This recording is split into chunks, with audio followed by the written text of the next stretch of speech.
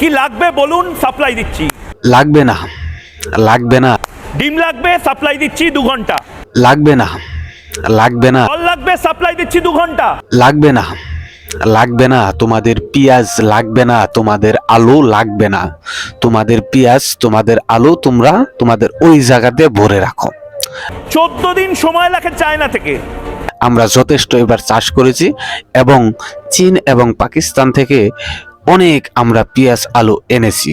তোমরা কি ভেবেছিলে যে তোমরা পেঁয়াজ আলু বিভিন্ন জিনিস না দিলে কি আমরা থেমে থাকবো, আমরা না খেয়ে মারা যাবে? আহারে বোকা জাতি, তোমরা তো পুরাই বোকা। বোকা না হলে এই ধারণা তোমাদের মাথায় কি জন্য আসবে?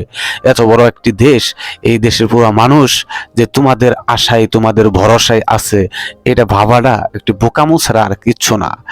এই আপনারা জানেন যে ময়ূররঞ্জন ঘোষ সে রিপাবলিক বাংলার সাংবাদিক, সে বাদরের মতো নেচে নেচে ভিডিও বানাতো, বাদরের মতো নেচে নেচে নিউজ করত। আদৌ সে সাংবাদিক কিনা আমার কাছে মনে হয় না। তাকে মানে সংবাদ উপস্থাপনা করতে দেখা গেলেই মনে হয় যে সে একজন মলম বিক্রেতার মতো। সে একজন মলম বিক্রেতা সাংবাদিক। সে ইদানিং একটু বাংলাদেশের পক্ষে আবার নিউজ করা শুরু করেছে। বিগত দিন যাবৎ সে বাংলাদেশের বিপক্ষে নিউজ করেছে।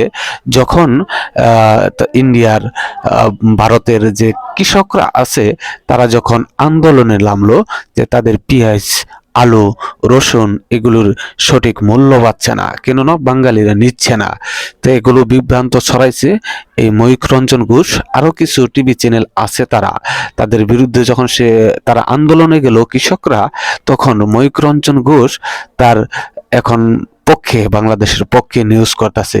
কোনো লাভ নেই, এখন আর তোমাদের সাথে আমাদের দরকার নেই। এই ইন্ডিয়া, তাদের সাথে কোনো একটা দেশের ভালো সম্পর্ক নেই।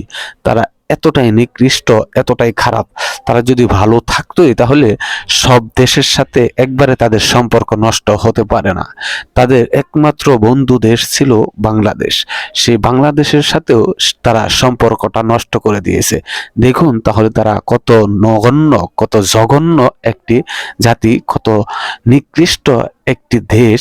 যে নিকৃষ্ট দেশের মানুষ কিরকম মাইন্ড সেট আপ রাখে যে আমাদের দেশ ছাড়া অন্য একটি দেশ চলতে পারবে না, এরকম চিন্তা ভাবনা রাখা মানে তারা পাগলামো ছাড়া আর কিছুই না।